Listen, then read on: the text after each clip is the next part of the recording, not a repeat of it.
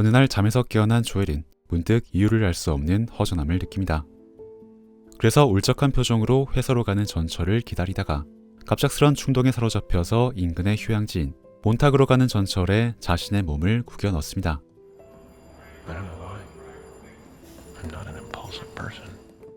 본인의 말대로 조엘은 그다지 충동적인 사람이 아니었는데도 말이죠.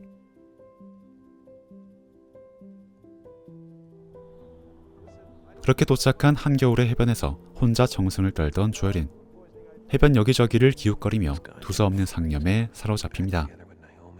그러다가 해변에 세워진 별장도 둘러보는데 이 장면에서 귀를 기울여 보면 누군가의 목소리가 환영처럼 들려옵니다.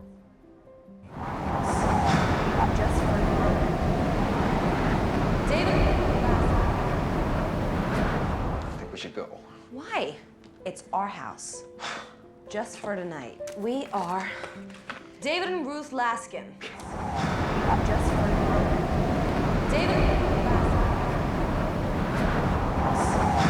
Just for tonight. 조엘은 그 목소리의 주인공 클레멘타인에 대한 기억을 자신이 직접 지워버렸으나 지금은 다시 그 기억의 환영을 쫓아서 이곳 몬타그로 홀린 듯 돌아왔습니다. 이처럼 어떤 기억은 단순히 머리에만 남는 것이 아니라 그의 손끝에 물들어서 감각을 아리게 만들곤 합니다. 오늘 아침 조엘이 저지른 그 충동적인 결정도 손끝에 물들어서 지워지지 않는 어떤 기억에서 비롯된 것처럼 말이죠.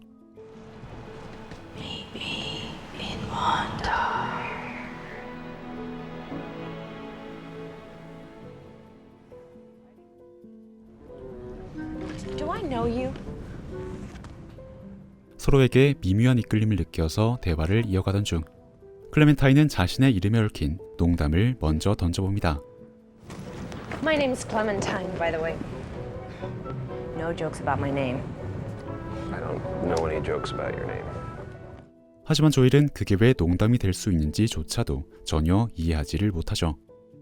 The first thing we need you to do, Mr. Barish, is to go home and collect everything you own that has some association with Clementine. Anything. 왜냐하면 기억을 지우는 과정에서 그는 클레멘타인에 대한 직접적인 기억뿐만 아니라 그녀를 떠올리게 만들 만한 아주 사소한 단서까지도 모두 모아서 한꺼번에 지워야만 했기 때문이었습니다. Oh my darling, oh my darling, oh my darling Clementine. You were less than gone forever. Dreadful sorry, Clementine. Oh my darling, oh my darling, oh my darling Clementine. You I love being bathed in the sink. 그래서 조엘은 나의 사랑 클레멘타인이라는 그 유명한 노래를 어린 시절에 엄마가 불러주던 추억은 물론 Oh my darling, oh my darling, oh my darling Clementine. 그 노래를 즐겨 부르던 허클베리 하운드라는 애니메이션 캐릭터에 대한 기억도 함께 잃어버렸습니다. I don't know any jokes about your name. Huckleberry Hound. I don't know what that means. Darling, oh my darling, Clementine. Huckleberry Hound, that sort of thing. One of my favorite things when I was a kid was my Huckleberry Hound doll. 심지어 그건 클레멘타인을 만나기 훨씬 이전인 조엘의 어린 시절부터 그가 가장 좋아해오던 캐릭터였는데도 말이죠. 이건 이터널 선샤인이 기억이라는 소재를 어떻게 다루고 있는지 보여주는 부분이기도 합니다. 기억을 지운다는 건 단순히 특정한 정보만 깔끔하게 도려내는 게 아니라 나의 존재를 규명해주던 나의 일부를 함께 잃어버리는 일과도 같다는 걸 여러 기억들을 한꺼번에 잃어버린 조엘을 통해서 보여주고 있는 것입니다. 이처럼 이터널 선샤인은 기억을 활용하는 그 독특한 스타일 덕분에 많은 사랑을 받아왔습니다. 하지만 당연하게도 이 영화는 소재의 독특함 뿐만이 아니라 조엘과 클레멘타인의 관계에 몰입하게 만드는 시나리오의 탄탄함도 함께 갖추고 있죠. 특히나 돋보이는 건 이야기의 순서를 배치하는 방식입니다.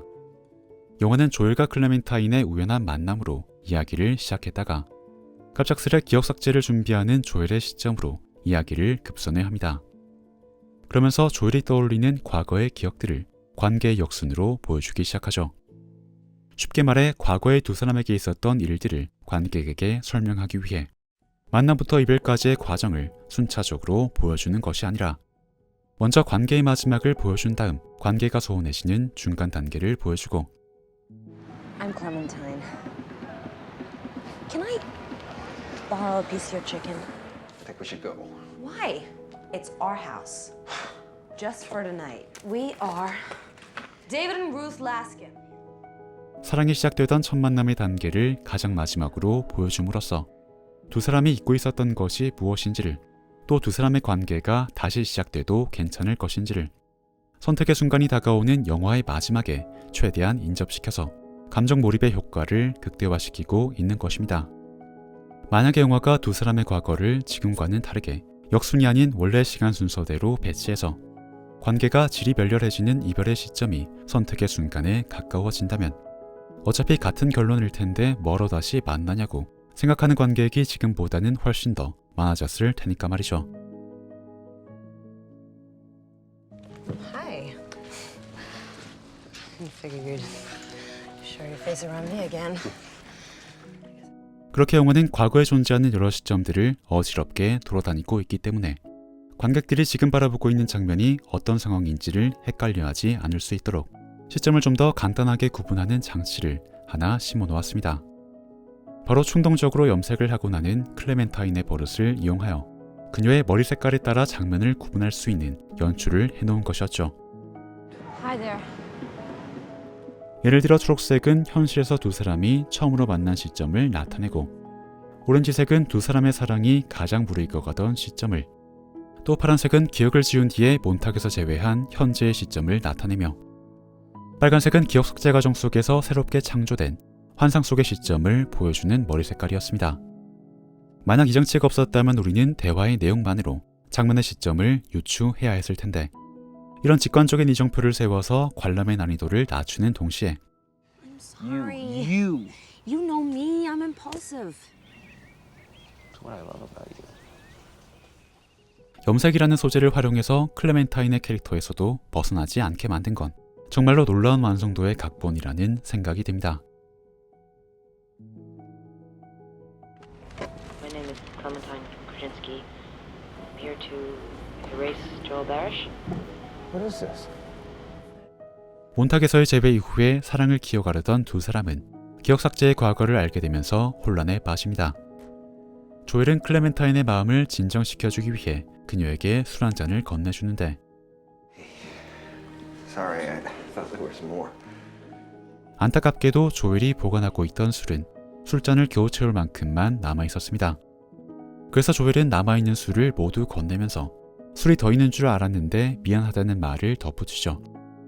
물론 이 장면에서 중요한 건 술이 충분한가의 여부가 아니었기 때문에 조엘이 덧붙인 말을 대수롭지 않게 느낄 수도 있지만 사실 그건 조엘의 기억을 삭제하러 온 라쿠나의 직원들이 어젯밤까지만 해도 이만큼이나 남아있던 술을 몰래 마셔버린 결과였습니다. 그래서 조엘은 자신의 기억과는 다르게 술병이 비어있는 걸 이상하게 여기며 그런 말을 덧붙인 것이었죠. Okay, Clem, I didn't mean it, alright?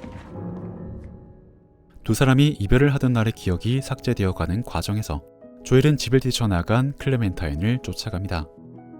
기억이 붕괴되어 가는 과정이라 하늘에서 갑자기 차가 떨어지기도 하는데 이런 큰 효과들의 시선을 뺏겨서 눈치를 못 채신 분들이 많을 겁니다. 바로 클레멘타인의 한쪽 발도 이미 사라진 상태로 이 장면이 진행되고 있었다는 사실을 말이죠. 그리고 기억을 거슬러 올라가서 첫 만남 직후에 고백 상황으로 가면 조엘의 기억이 실시간으로 삭제되면서 책들의 제목도 사라지는 모습이 묘사됩니다. 그래서 결국에는 모든 책들의 표지가 하얀색으로 변해버리죠. 그리고 두 주인공이 야간 퍼레이드를 즐기던 추억 장면은 사실 원래의 대본에는 없던 장면이었습니다. 촬영 기간 중에 퍼레이드가 시작되는 걸 발견한 제작진은 즉석에서 추가 촬영을 결정했는데 감독은 즉흥적으로 구성한 이 장면에서도 원래 대본과의 연결 지점을 만들어내기 위해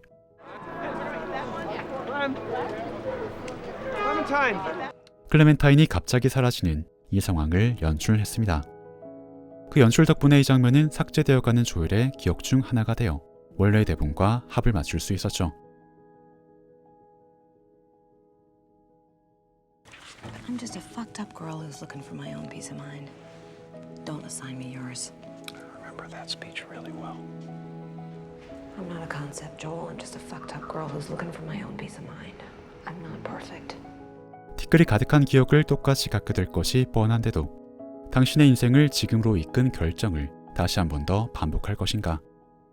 이터널 선샤인은 기억 삭제라는 공상과학적인 소재를 통해 우리에게 그 선택에 대한 질문을 던지고 있습니다. 그리고 영화는 그 선택으로 얻을 결과물이 한낱 티끌이라 해도 결국 그 하찮은 티끌이 우리의 삶을 지탱해 줄 것임을 이야기하고 있죠.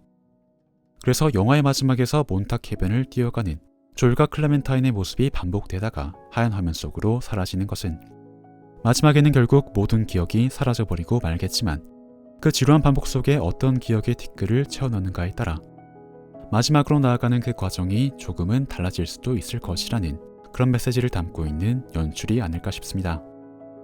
You know, you will think of things, and I'll get bored with you and feel trapped because that's what happens with me. Okay. If you want to be with me, you're with me. Okay. 삶을 살아가며 묻히게 된 그 모든 티끌을 지워버린 깨끗한 마음이란 역설적으로 얼마나 무의미하고 공허한 것인가. 일상의 반복을 초라하고 지루한 것으로 바라보는 경향이 강해질수록 이터널 선샤인이 보여주는 그 진실은 더욱더 빛을 발합니다. What do we do?